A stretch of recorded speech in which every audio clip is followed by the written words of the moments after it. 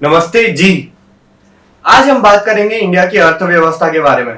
ये वीडियो मैंने दो भाग में बनाया है, जिसमें पहले भाग में मैं जीडीपी के बारे में समझाऊंगा और दूसरे भाग में जॉब लॉस के बारे में बात करेंगे। ट्राई करूंगा कि ये वीडियो जितने आसान शब्दों में हो सके उतने आसान शब्दों में समझाओ, क्योंकि ये काफी ज्यादा कॉम्प्लेक्स टॉपिक है। तो दोस्तों, आपको पता होगा हाल ही में जो जीडीपी के फिगर्स आए हैं, यानी कि 2020 और 21 की पहली तिमाही जो है अप्रैल जून, इसमें हमारी जीडीपी जो है पिछले वर्ष के हिसाब से 23% कॉन्ट्रैक्ट हुई है। जी हाँ, ग्रो नहीं हुई है, कॉन्ट्रैक्ट हुई है। और एक बात आपको ये ध्यान में रखनी होगी कि ये जो अप्रैल जून के जो फिगर्स है, इसके अंदर इनफॉर्मल सेक्टर्स के तो बिल्कुल भी हमने एस्टिमेट्स लिए ही नहीं है। इनफॉर्मल सेक्टर, आपको पता है हमारे देश में एम्प्लॉयमेंट का कितना बड़ा सोर्स है, वहां की जो असलियत है वो ये जीडीपी फिगर्स में दिखती नहीं है। अब दोस्तों, ये एक बहुत ही डरावना फिगर है, क्योंकि 1996 जब से इंडिया ने क्वार्टरली एस्टिमेट्स निकालने चालू किए हैं, सबसे बड़ा कॉन्ट्रैक्शन अभी तक का हमने यही अप्रैल जून की तिमाही में देखा है। इससे भी बड़ी डरावनी ये बात है कि अभी की जो तिमाही है, जो कि सेकेंड क्वार्टर है, जुलाई और सितंबर, इसमें अगर इंडिया की इकोनॉमी कॉन्ट्रैक्ट करे, जो कि बहुत सारे इकोनॉमिस्ट बोल रहे हैं करेगी, तो इसका मतलब ये होगा दोस्तों कि इंडिया ऑफिशियली रिसेशन में पहुंच चुका है। अभी रिसेशन का मतलब क्या है? बेसिकली प्रोडक्ट्स कम बनेंगे और उसको यूज करने वाले लोग भी बहुत कम होंगे। तो दोस्तों, आप सोचते रहोगे ये रिसेशन इंडिया में आया कहां से? हमारी कंट्री तो वर्ल्ड फास्टेस्ट ग्रोइंग इकोनॉमी थी। उसके अलावा हम जो है $5 ट्रिलियन का इकोनॉमी टच करने वाले थे। और दोस्तों, हुआ क्या? ज्यादा कुछ नहीं हुआ। 100 साल में जो एक महामारी आती है वो आ गई, और उसके आने से क्या हुआ? गवर्नमेंट ने पूरा नेशनल लॉकडाउन कर दिया। ट्रांसपोर्टेशन बंद, होटल्स बंद, कंस्ट्रक्शन बंद, सब कुछ बंद हो गया। और सिर्फ जो गिने चुने जो इमरजेंसी सर्विसेज थे, जैसे कि डॉक्टर्स हो, मीडिया हो, अलग अलग इमरजेंसी सर्विसेज ही सिर्फ चालू थे। इसी का रिफ्लेक्शन आप जो है पहली तिमाही के जो फिगर्स में देखोगे कि कंस्ट्रक्शन जो है वो 50% से ज्यादा कम हो गया है पिछले वर्ष के हिसाब से। उसके अलावा मैन्युफैक्चरिंग जो है वो 40% गिर चुकी है, और होटल्स और ट्रेड सर्विसेज वगैरह ये सब 40% से ज्यादा आके गिर चुके हैं। और जैसे कि मैंने आपको पहले कहा, ये तो सिर्फ एक ऑर्गेनाइज सेक्टर का जो है विश्लेषण है। इनफॉर्मल सेक्टर की तो हमने बात ही नहीं की। फैक्ट्री बंद हो गए, वर्कर के पास पैसा नहीं है, गाँव चले गए। ऑटो रिक्शा जो है चल रहा नहीं है क्योंकि अलाउड नहीं है, उसका रेंट देने का पैसा खत्म हो गया तो वो घर पे चला गया। और ऐसे लाखों लोग हैं जो कि इनफॉर्मल सेक्टर में काम करते हैं। अगर ये हमने जो है विश्लेषण अगर हमारे अप्रैल जून के तिमाही के फिगर्स में किया होता, तो फिर आप सोचिए 23% कंट्रैक्शन होता या इससे और ज्यादा होता।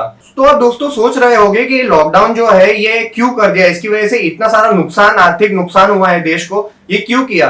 हो सकता है गवर्नमेंट ने ये सोच के किया हो कि आज के तारीख में भले ही केस कम आ रहे हो, कल को जाके, जो कि अभी 80,000 से ज्यादा केसेस आ रहे हैं, अगर ऐसे टाइम पे इंडिया के पास अगर इंफ्रास्ट्रक्चर नहीं रहा, यानी कि PPE kits, mask, face shield वगैरह, ये सब चीजें नहीं रही, तो फिर आगे जाके हैंडल करना मुश्किल होगा। तो हो सकता है कि ये लॉकडाउन करके अपनी जो है इंफ्रास्ट्रक्चर पहले डेवलप करने के लिए लॉकडाउन किया हो। और दोस्तों, जो अर्थव्यवस्था के जानकार है उनको पहले से ही पता है कि इवन बिफोर ये कोरोना वायरस, इंडिया जो है, इंडिया की इकोनॉमी जो है एक स्लोडाउन मोड में चली गई थी। पिछले साल सोमेश झा ने जो एक बिजनेस स्टैंडर्ड में रिपोर्ट निकाली थी, इंडिया में जो है 45 year high unemployment rate touch कर गया है। उसके अलावा जीएसटी के रेवेन्यू आना कम हो गए। डीमोनेटाइजेशन कैसा है, कोलोसल फेलियर था गवर्नमेंट का। उसके अलावा दोस्तों, आप फाइनेंशियल इंस्टीट्यूशन अगर देखेंगे, सबसे पहले आईएलएफएस हुआ, फिर दीवान हाउसिंग हुआ, फिर येस बैंक हुआ।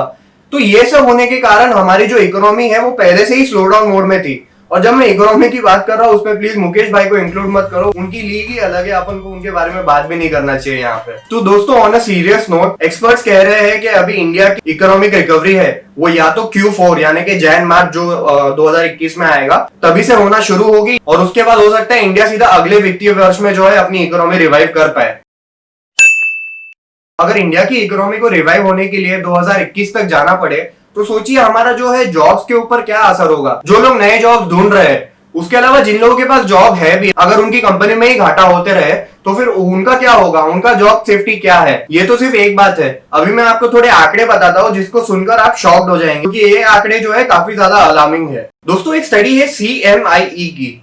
इसके अकॉर्डिंग 20 से 24 साल के जो नए एम्प्लॉइज है, ये टोटल वर्कफोर्स का मिलके सिर्फ 9% फॉर्म करते हैं। और दोस्तों, जब बात आती है जॉब लॉस की, ये 9% लोग जो है वो 35% ऐसे लोग बन जाते हैं जिनकी नौकरी चली गई है। और उसके अलावा दोस्तों, ये स्टडी ये भी कहती है कि अप्रैल से जुलाई के बीच में इंडिया में जो है 1.1 करोड़ लोग बेरोजगार हुए हैं अप्रैल से जुलाई के बीच में, जब ये कोरोना वायरस का लॉकडाउन था। दोस्तों, ये आंकड़े हैरान करने वाले हैं, आंख खोलने वाले हैं। पर दोस्तों, हर एक चीज का एक सोल्यूशन निकाला जा सकता है। अभी हम जो इकोनॉमिक मेस में फंसे हुए हैं, इससे निकलने के लिए भी हम कई सारे उपायों का प्रयोग कर सकते हैं।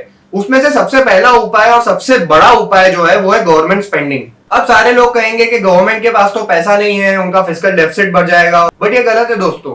अभी आपको देखना होगा वर्ल्ड ओवर जो है सारी की सारी गवर्नमेंट जो है डिस्पाइट उनके पास पॉलिसी स्पेस ना हो उसके होने के बावजूद भी वो जो है स्पेंडिंग कर रहे हैं। अभी दोस्तों खबरें भी आ रही है कि नरेगा जो है, नरेगा के अंदर जो भी जॉब्स आते हैं ये अभी खबरों के अनुसार दोस्तों सिटीज में भी आने वाले, तो कई हद तक जो है बेरोजगारी इसकी वजह से भी हटेगी कि लोगों के पास नरेगा के थ्रू कम से कम काम पहुंचेगा। गवर्नमेंट जो है बैंक्स को एसएमई लोन्स और उसके अलावा एग्रीकल्चरल लोन्स ये सब करने के लिए भी पुश कर सकती है। और भी कई सारे ऐसे उपाय है दोस्तों जिसको गवर्नमेंट जो है एक्सपर्ट्स के साथ मिलके इंप्लीमेंट कर सकती है। और ऐसे समय में दोस्तों हम और आप जैसे आम नागरिकों को दोस्तों एक ही चीज करना है कि जितना पैसा हो सके उतना सेव करना है। अगर अपनी जॉब आप चेंज करना चाहे तो फिर उसके लिए कम से कम 2021 तक वेट करें, क्योंकि जो है आर्थिक मंदी शुरू होने वाली है। और उसके अलावा जो है जितना हो सके उतनी कम अपनी आमदनी आपको खर्च करनी है ये सब चीजों पे, क्योंकि आर्थिक मंदी के दौर पर लोगों के पास पैसा ही सबसे बड़ी प्रॉब्लम होने वाली है। तो दोस्तों ये वीडियो को यही खत्म करते हैं, इसमें बहुत ज्यादा इंफॉर्मेशन है। आई होप आप लोगों को ये वीडियो अच्छा लगा हो तो लाइक करना, कमेंट करना और उसके अलावा जो है दोस्तों मेरे चैनल को जाते जाते सब्सक्राइब कर देना। सब्सक्राइब के बाजू में एक घंटी बनी होगी, वो है नोटिफिकेशन बटन, उसको दबा दीजिएगा क्योंकि जब भी मेरा नया वीडियो आएगा आपको सबसे पहले उसमें आपके फोन पे एक नोटिफिकेशन दिख जाएगा।